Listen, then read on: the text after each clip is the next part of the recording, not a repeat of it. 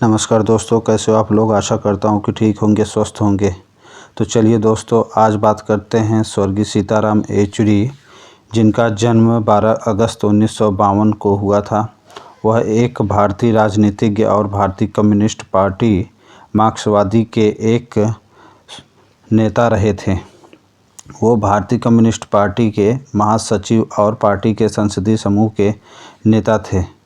19 अप्रैल 2015 से महासचिव के रूप में निर्वाचित किए गए थे। सन 2016 में राज्यसभा में सर्वश्रेष्ठ सांसद पुरस्कार से सम्मानित भी किए जा चुके हैं। दोस्तों, जिन्होंने सब्सक्राइब नहीं किया है, प्लीज़ वो सब्सक्राइब कर दे ताकि आने वाली वीडियो सबसे पहले आपको मिले।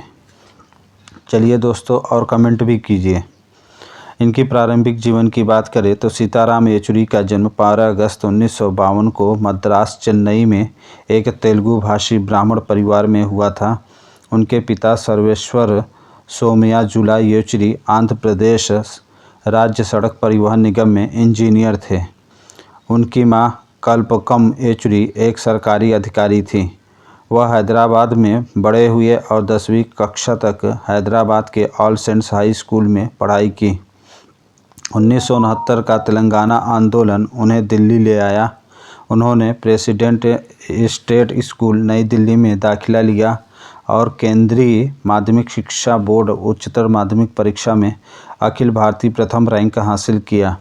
इसके बाद वो सेंट स्टीफन कॉलेज नई दिल्ली से अर्थशास्त्र में BA ऑनर्स की पढ़ाई किया और फिर जवाहरलाल नेहरू विश्वविद्यालय से MA अर्थशास्त्र किया।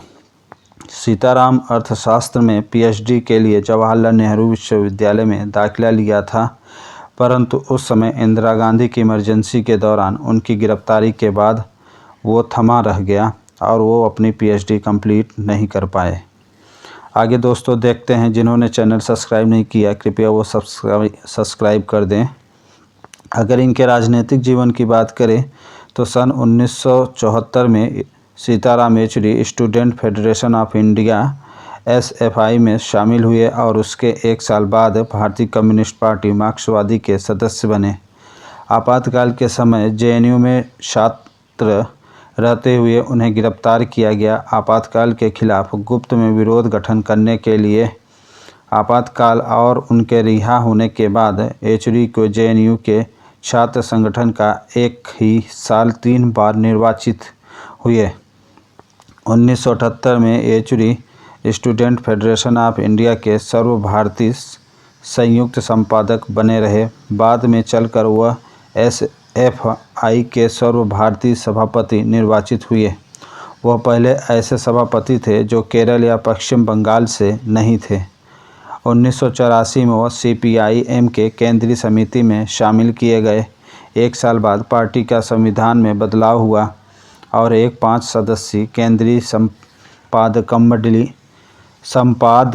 मंडली का चुनाव हुआ। इस मंडली में सीताराम येचुरी थे और उनके साथ निर्वाचित हुए प्रकाश कारत, सुनील मोइत्रा, पंडित रामाचंद्रन पिल्लई। यह संपादक मंडली पार्टी के पॉलिटी ब्यूरो के अंतर्गत कार्य करेगी।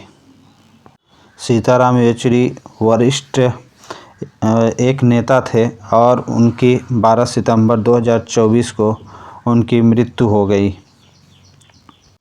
उन्होंने भारत निर्माण की चुनौतियाँ, ये किताब उनकी बहुत फेमस है और इससे भी ज़्यादा बहुत सारी किताबें उन्होंने लिखा है। सीताराम येचुरी एक महान भारतीय राजनीतिज्ञ थे।